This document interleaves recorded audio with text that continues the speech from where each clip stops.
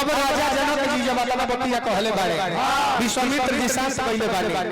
लक्ष्मण जी के शांत करावल गइल राम जी मतवाला हाथी के तरह ठाड़ होके आवत रहे धनुष के लगे त तनी चाह के दुगो लइका लोग आवत तनी है ने हां बबुआ है ने अच्छा तू ही आवो तू आवो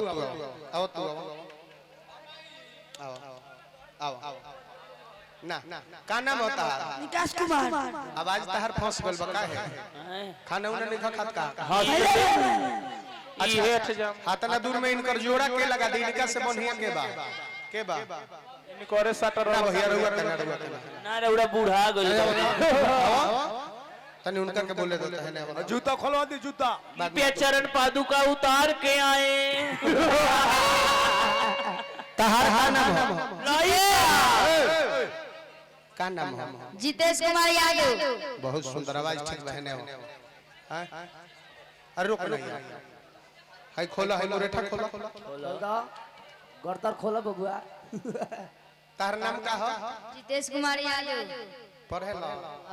कहां आड़ीबाड़ी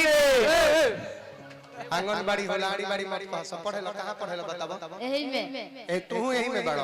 बहुत सुंदर तार नाम जीतेश नु पहले ही बताओ तू लइका हो कि लइकी लइका वाह मरद हो कि मेहरारू मरद एकर मरद मरद है एकर मरद हव ए रोकना जनना हो कि जननी जाना जरना हवनी के देखल जाई तारा के एगो रोल देवल चाहत नहीं रोल के अदा कर देबो अंडा के तारा के राम जी के रोल दिए कह के रोल अदा कर देबो कह दे बनू तो पहले चैन बंद करो तब करी हो सही में खुला भाई यार साफ कर दवा खड़ा क के रखले हव दिल वाला दवाई खाता रहती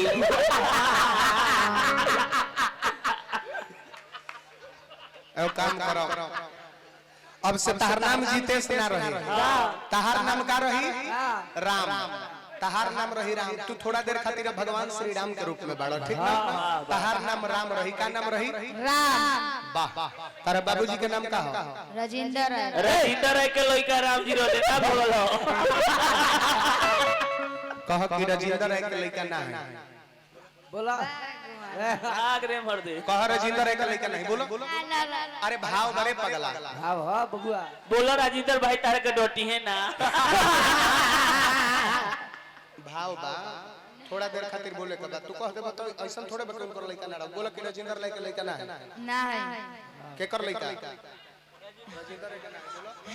आग रे मर दे कुछ भी बोलते हो माल दिया तो लगवा घूमे कह कि राजेंद्र रह के लइका ना है बोला अरे भाव भाई यार भाव बा बोलो बोल नहीं यार तारा बाबूजी के नाम राजा दशरथ जी राम जी के बाबूजी के नाम राजा दशरथ है ठीक बा तो तारा बाबूजी के का नाम हो तारा बाबूजी के नाम का राजा दशरथ है हां कह के हम अपना बाबू का लइका ना है अब मर दे लागत रहे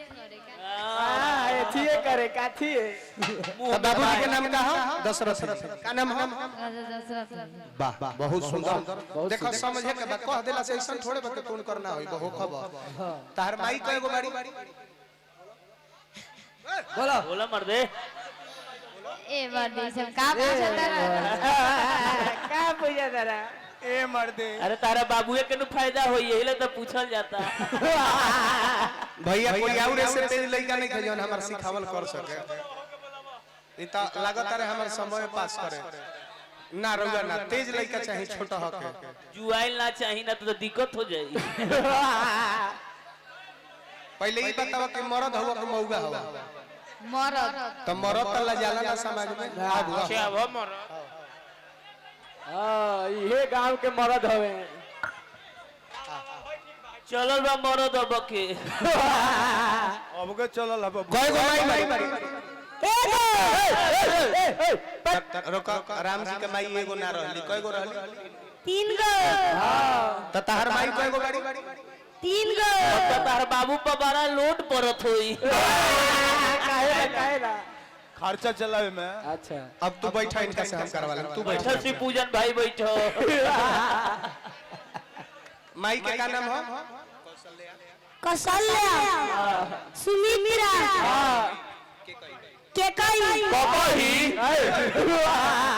कही ना के कही तो इहे राम जी बाड़ा राज के आ धनुष तुरे के बात धनुष तुर के बियाह कर बनू केकरा से अरे बाप ब्याह जी के जान ले वो का नूना में नून मिले बियाह जी से मत करिए तारा खातिर सीता सुंदरी प्रार्थना करत तारी उनके से तार बियाह होई राम जी धनुष के लगायल बड़े धनुष कहां बड़े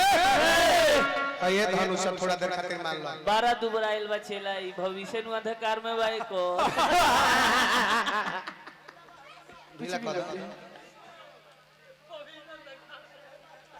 आइयो ठीक बा एकरे हइहे धनुष मान के चलत एही धनुष के तूड़े के बाद राम जी धनुष के लगे जाता चंदन भविष्य उज्जवल बल बा राम जी धनुष के लगे खड़ा बाड़ा आ ताले सखी लोग जाके सीता से कहता कि ये सीता सीता अरे तू एकरा खातिर प्रार्थना सजौले रहलू मन में अपना लालसा लागो रहू है धनुहिया के लगे तूड़े खातिर आइल बाड़े सीता जी जब देखले बाड़ी तो लगली सूरज भगवान के गोर लगे कह ताड़ी का अरे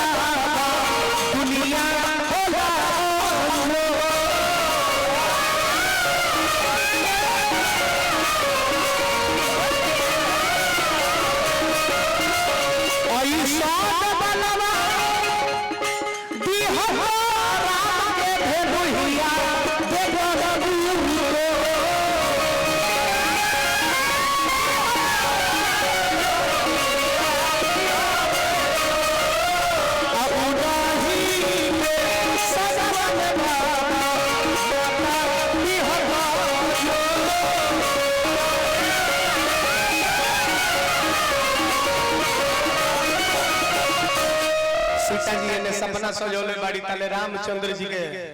ध्यान गुरु जी पर पड़ल गुरु जी कहले कि राम धनुष के तोड़ा आ सीता जी के साथ बियाह रचावो राम जी धनुष पर हाथ लगोले बनी ही हाथ लगाई एगो ही हाथ एगो हुआ लगाई उठाई एकरा के ऊपर ऊपर उठाई ऊपर उठाई ऊपर